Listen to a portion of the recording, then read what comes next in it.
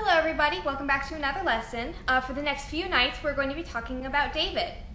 Now, David was in the small city of Bethlehem, and many of us know this name of Bethlehem because this is where Jesus would be born many years later, okay?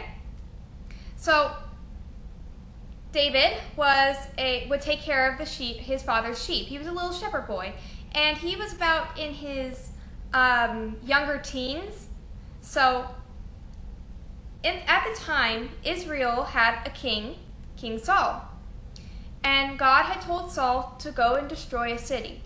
And he told him, you are not to take any spoils for yourself, or any goods.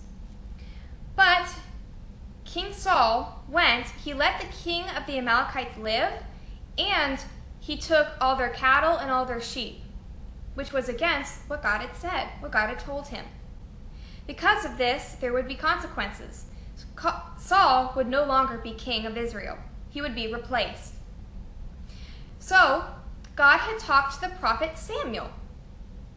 And he told Samuel to go to the house of Jesse, for he has chosen someone to be the next king.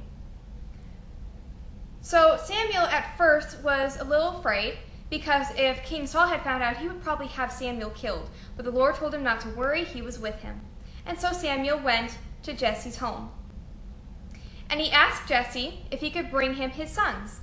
So he showed him his firstborn, and the Lord said, that's not him. Showed him the secondborn, that's not him, and on and on and on. So Samuel asked, is this all your sons? And Jesse said, no, there's one out in the field taking care of the sheep. So Samuel said, go get him, bring him to me. And so that's what they did.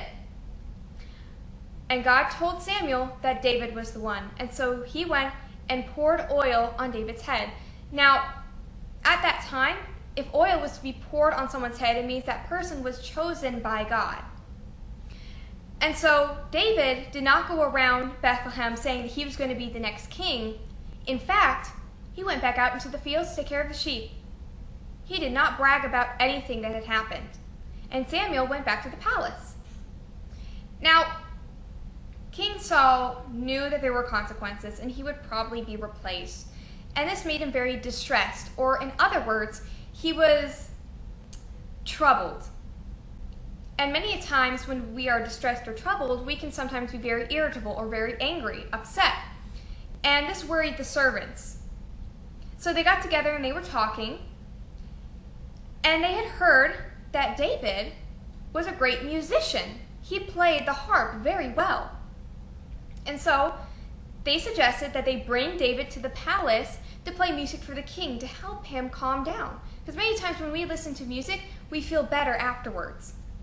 And so that's what they did. They sent a messenger to Jesse's home to fetch David and bring him back to the palace, and he would play music for King Saul. King Saul had no idea that David would replace him someday.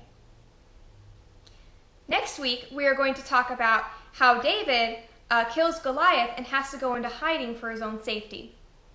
So let's go ahead and close with prayer. Lord, thank you for this day. Thank you for this way that we have to be able to come together. I pray that you will continue to keep each and every one of us safe and help and guide us throughout our lives. In your name I pray, amen.